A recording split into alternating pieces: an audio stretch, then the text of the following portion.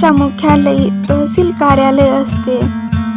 Simon आयोगाच्या अहवालात असे नमूद करण्यात आले आहे की भारतातील काही प्रेसिडेन्सी शहरांना वगळले तर जमिनीचा प्रत्येक इंच हा ब्रिटिश भारताच्या जिल्ह्याचा भाग बनलेला आहे. प्रत्येक जिल्ह्याला एक कलेक्टर असतो आणि काही भागात त्याला उपायुक्त डेप्युटी कमिशनर असेही म्हटले जाते. अहवालात असेही म्हटले गेले आहे की अकबराने संपूर्ण बंगालची विभागणी सरकारमधून केली होती आणि हा सरकारच आजच्या जिल्ह्यासमान होता. थोडक्यात असे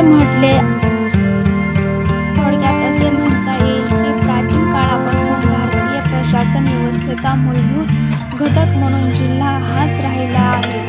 राज्याच्या क्षत्रिय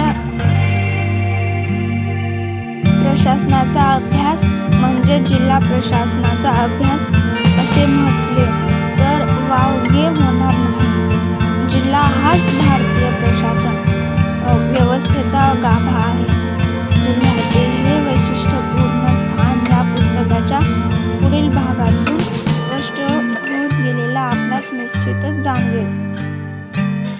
जिल्हा प्रशासनाचा अर्थ पाहूया. चेंबर्स शब्दकोशात जिल्हा म्हणजे विभागाचा उपविभाग असा अर्थ स्पष्ट केला आहे.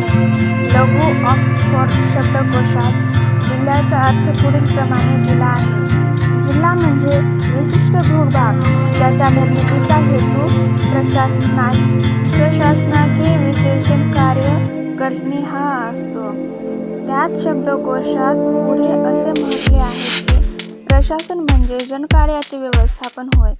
या दोन्ही अर्थाचा आधार घेऊन असे स्पष्ट म्हणता येते की जिल्हा प्रशासन म्हणजे एक विशिष्ट भूभागातील लोकांच्या कार्याचे व्यवस्थापन होय. या व्याख्येवरून हे स्पष्ट होते की जिल्हा प्रशासन हे जिल्ह्यातील सर्व लोकांच्या कार्याचे किंवा घडामोडींचे व्यवस्थापन करते. भारताच्या प्रशासनाचा मूलभूत घटक म्हणजे जिल्हा आणि त्या मूलभूत घटकामध्ये चालणाऱ्या सर्व सार्वजनिक लोकव्यवहारांचे व्यवस्थापन म्हणजे जिल्हा